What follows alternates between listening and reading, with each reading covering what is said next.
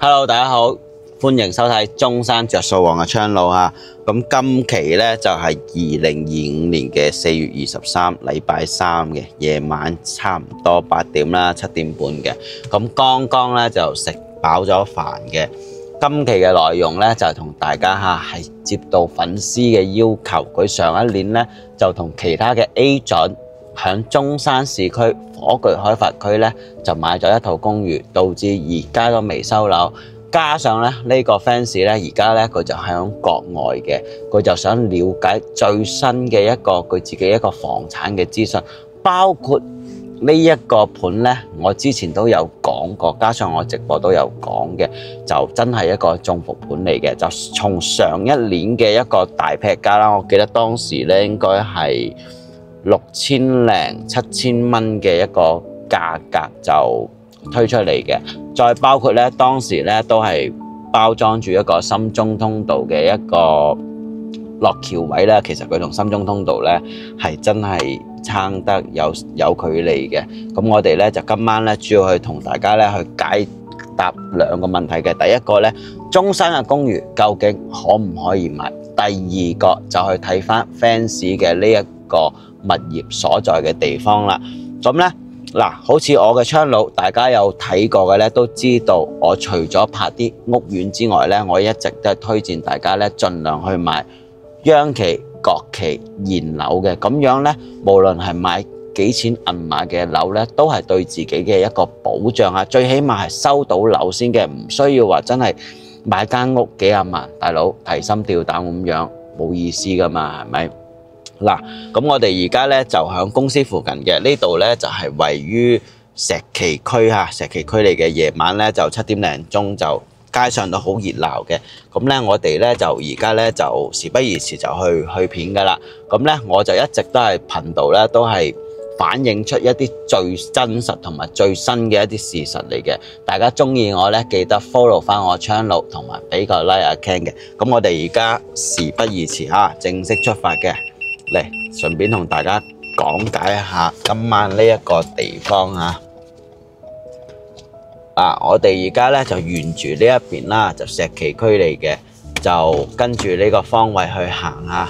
我哋咧就會一出到嚟咧，就去到我哋中山嘅一個主幹道博愛路嚟嘅。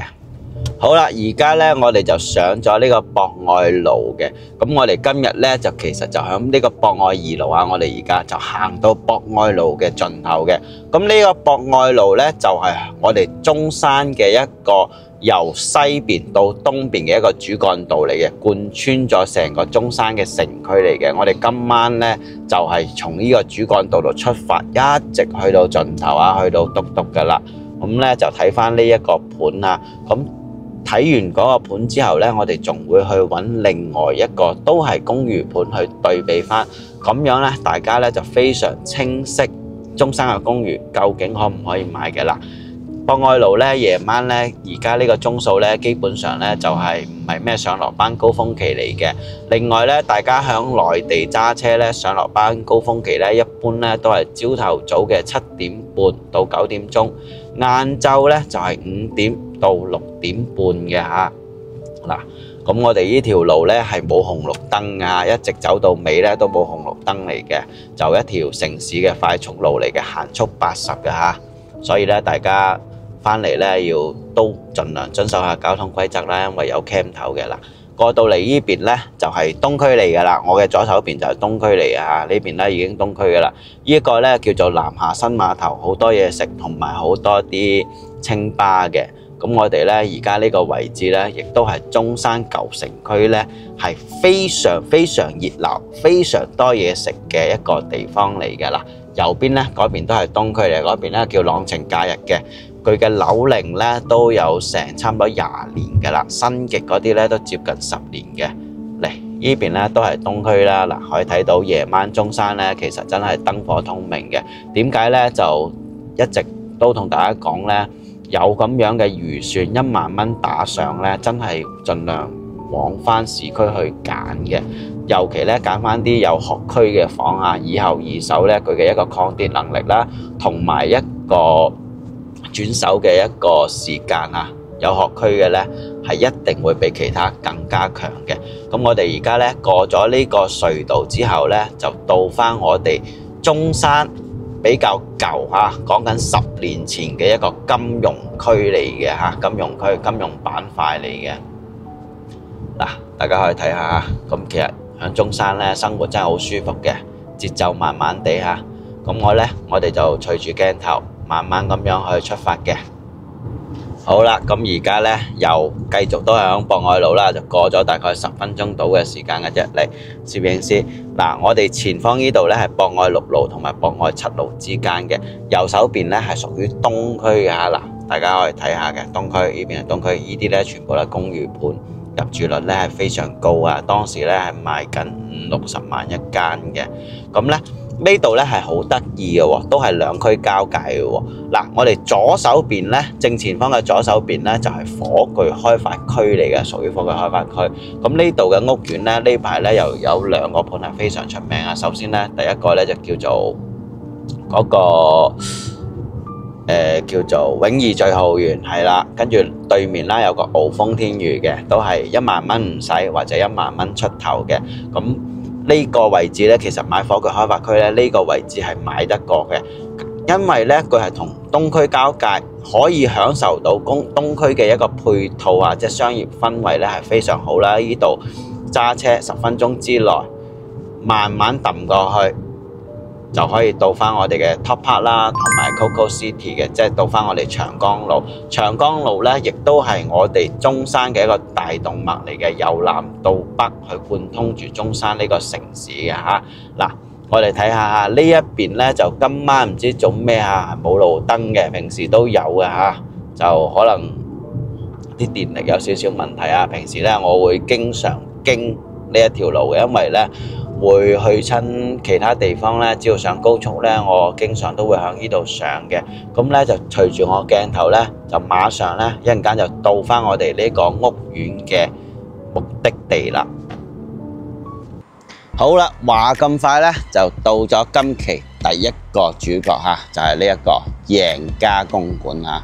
買咗贏家變輸家嚇，點解咁講呢？大家睇下入住率基本上係0嘅。咁呢一邊呢就早交樓啊，呢種呢佢嘅格局呢就係類似於住宅嘅，成個屋苑呢都係呢一個公寓嘅產品嚟嘅，同大家去環顧一下四周嚇。嗱，呢一啲呢，呢啲地呢基本上嗱門口就係咁樣噶啦，一啲爛地嚟嘅。出邊呢條路呢就係我哋剛先過嚟嘅博愛路嚇，就已經行到篤篤噶啦。咁咧對面咧就叫做君華新城嘅，咁其實呢個盤咧都係早期咧炒深中通道嘅一啲苦主嚟嘅，大家去睇下對面嘅一個入住率。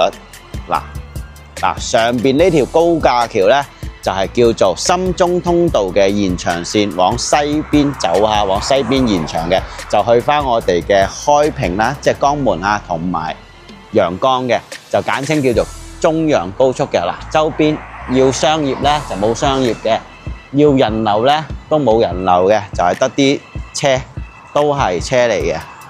嗱，對面呢度呢都好出名啊，呢度呢叫做麗晶國際公館嘅。嗱，大家可以去睇下呢一個入住率啦，睇唔睇得清？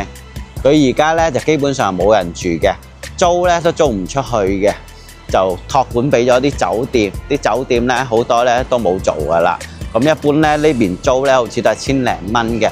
仲有一單咧非常出名啦，當年咧阿任達華華哥咧喺下邊呢一度，下邊咧佢係做一個家私城，叫做居然之家嘅，就當時咧就喺呢一度俾一個人咧就吉咗幾嘢嘅嚇，吉咗幾嘢嘅，就好出名嘅呢度。嚟，咁啊講翻今期嘅主角啦，買咗贏家變輸家啦。點解佢會收唔到樓咧？其實咧我就查咗下嚇。咁呢一個開發商呢，佢就將佢嘅一個房契呢，就押完又押，即係搞到啲關係好亂。而家呢，亦都冇錢去贖翻自己嘅一個產權，所以呢，就過戶唔到俾現時買咗嘅業主嚇。當時呢，售樓部嚇上一年呢，都出現過一股熱潮嘅，就好多 agent 嚇，無論香港嘅 agent 或者本地嘅 agent 啦，或者仲有本地嘅買家都選擇咗買呢一度嘅。嗱，當時有幾輝煌，而家咧就有幾落寞啦。大家睇下。好啦，當時嘅售樓部位置咧就喺呢度啦，贏家嘅銷售中心啦。佢呢一邊咧就我當時過嚟睇下，我都有過嚟睇過嘅。就周邊咧都係積水嘅，周邊呢啲路而家咧叫做整翻好啦。門口呢一度之前咧係有一潭水咁樣兜上嚟嘅。咁出面呢一條路咧就叫做日仙路嘅，往北邊走咧就係我哋嘅一個民眾啦，同埋三角啦，可以過翻南沙嘅係角道嚟嘅。咁呢一邊南下咧就去翻南朗啊。以前咧未有南朗快線之前咧都係行翻呢邊嘅。大家去睇一睇，環顧一下四周，周邊咧就真係靜英英嘅，人影都冇一個嘅。基本上咧都係不斷喺度穿梭嘅一啲車流啦。再加上咧，我當時拍呢個屋苑嗰陣時咧，都有去分析嘅，就同大家分析翻呢一個深中通道嘅一個延長線嚇。呢度咧，我覺得咧佢就簡直咧就係一個中山版嘅一個格林披治大賽嚇。呢啲咧全部都係高速快速路嚟嘅，好彩佢就做咗一個屏障，有效咁樣去減少一部分嘅一個噪音。嗱，大家去睇下君華新城嘅一個入住率啦。君華新城咧由當時最高咧1萬幾，去到而家咧應該6000零7000蚊都有交易嘅。再睇翻今期嘅主角，真係冇燈㗎，冇人開，冇人入住嘅，係入住唔到，交唔到樓啊！再加上咧，佢前嗰排咧又做咗一單嘢嘅嚇，都我相信好多長者咧都有中伏嘅，就係佢嘅公寓產品賣唔出啦，就轉為新能源車位啊！其實我嘅片咧一直都係同大家咧去講翻大灣區嘅好多伏點啊，同埋一啲問題嘅屋苑嘅，所以咧大家咧真係可以去留心咁樣去多啲睇下我嘅頻道，或者翻下我之前啲片啊。嗱，咁咧我哋一邊行咧，一邊咧轉頭咧仲有一個無人機同大家去分析下周邊啊。咁其實呢度周邊咧真係山卡拉大爆炸嚟㗎啦，睇一睇下周邊嚟，冇人嘅，全部都係車嚟嘅。呢啲商鋪住宅都開唔到，商鋪亦都唔使自己開嘅。咁當時呢班苦主嘅心情呢，我而家呢係非常了解嘅。樓呢就整好咗啦，但係呢就唔屬於自己嘅。我希望呢個開發商呢可以盡快解決自己嘅問題，真係將每一個街坊辛苦攞出嚟嘅錢，佢哋呢都係想得到屬於自己嘅一個物業嚟嘅。雖然呢度嘅地段好差，雖然呢度真係租又租唔出去，唔好講賣啦嚇，真係掉咗喺自己手上噶啦。嗱，佢嘅一個大門嘅門崗咧係開住嘅。咁咧，我哋接落嚟咧就同大家去睇翻佢嘅一個周邊嘅一啲環境嘅一個航拍嚇。咁而家事不宜遲，正式開始嘅。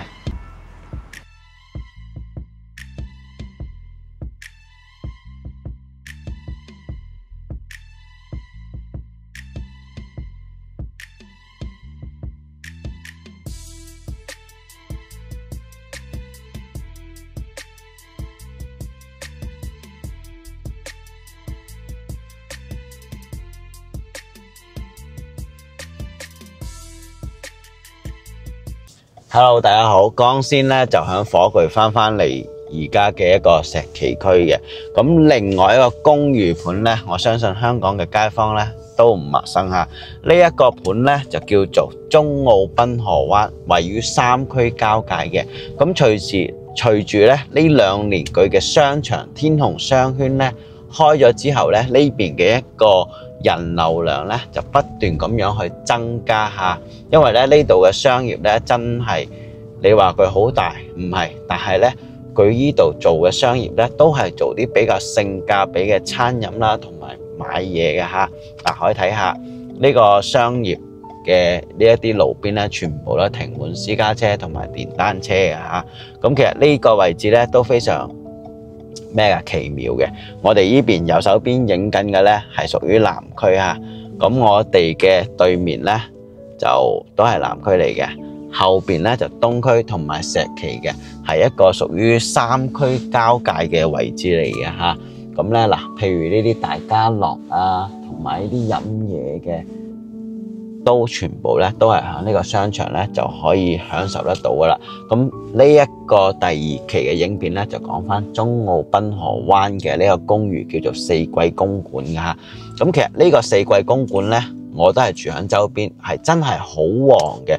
包括佢嘅一個入住率，其實一陣間去到睇翻咧，大家會覺得咧簡直咧就係天同埋地咁樣去比，毫不誇張嘅。咁呢邊而家咧佢嘅一個租金價格咧，如果單間嚟計咧，都係要去到1200到1500嘅，兩房咧就要去到1500到2000蚊之間。佢有三房嘅，三房基本上咧都3000蚊打上嘅。其實喺內地租樓咧，家私電器同埋地段咧係非常之重要嘅。咁我而家咧就先去揾好個位置咧，泊好架車，跟住咧就同大家咧去睇一睇呢一個屋苑嘅一個周邊情況嘅。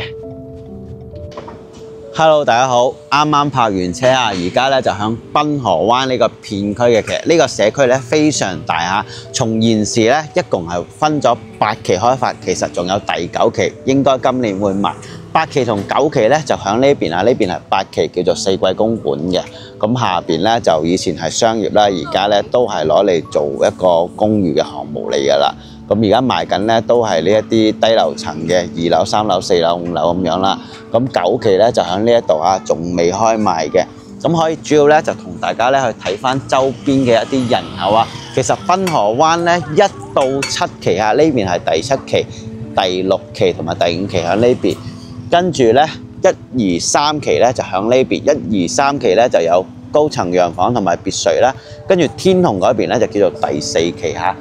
嗱，呢啲成熟嘅屋苑咧，佢嘅一個周邊樓下啲商鋪咧係真係座無虛席嘅，包括呢啲藥房啊、麵包鋪啊，同埋呢一間豐裕灣咧係食菜肉丸 OK 嘅，唔使去到咩東星嗰啲地方食啊，呢度 OK 嘅。嗱，加上咧銀行落樓都有啊。其實呢度咧一句到尾，有地段、有配套、有人流嘅啦。大家睇下，其實夜晚咧呢度咧就一個小食街嚟嘅，我都會經常幫襯嘅。咁其實濱河灣咧，天虹入住咗之後咧，就真係又更加旺咗，又上咗一個層次啊！包括你睇下，大家周邊睇下呢一啲商鋪咧，係不得了咁多嘅啦，同火炬咧係一個非常鮮明嘅一個對比嚟嘅。咁我哋再入嚟睇翻啦。嗱，呢一邊呢啲街道，夜晚唔會話黑掹掹嘅，唔會話驚冇人嘅。咁剛先同大家講咗啦，呢邊嘅一個租金咧，大概咧就係1200蚊起啊嚇。其實咧呢度嘅一個賣緊嘅價格，同火炬當時賣嘅嗰個價格咧係差唔多幾遠嘅。但係大家要記住，買樓啊，無論買公寓抑或者係住宅啊，記住一樣嘢，地段咧係非常重要嘅。有市中心，盡量往市中心去靠下。嗱，大家可以睇下嘅，呢邊咧就係呢啲芒果假日啊，呢一度入邊咧就係呢啲託管公司嚟嘅。呢邊咧平時咧租住酒店咧就係100蚊打上啦。如果禮拜6日咧會去到150到200蚊嘅，唔同房間咧價格唔同啊。其實可以睇翻嘅。咁呢一邊咧就主要係以一啲汽車維修為主嘅。再講翻個重點啊。咁今期咧主要同大家去睇咗2個公寓盤啦，係比較極端嘅。一個咧，2個其實都係市區。點解火炬嗰個咧？因為佢嘅一個位置嘅問題，導致咧真係冇人住，亦都冇人夠膽搬入去住，乜都冇。夜晚嗌救命都冇人知嘅。另外一邊咧，呢啲大家可以睇到嘅燈火通明，係咪？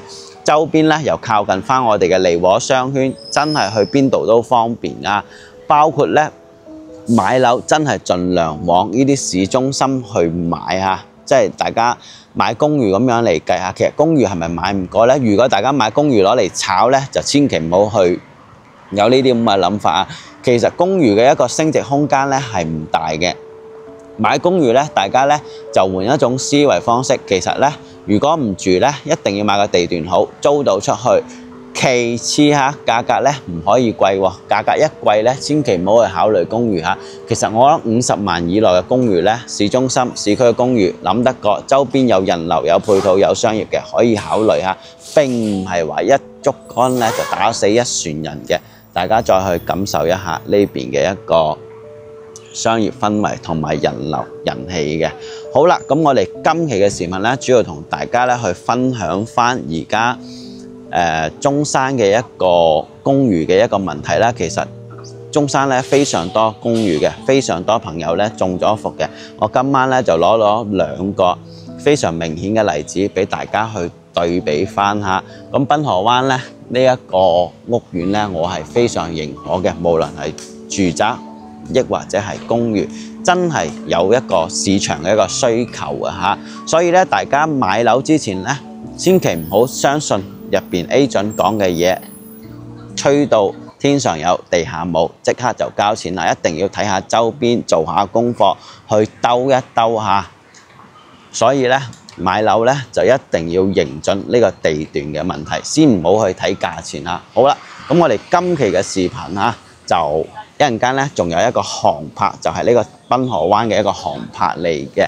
咁今期嘅視頻咧就嚟到呢度嚇，大家記得 follow 翻我 channel，下期視頻再見，拜拜。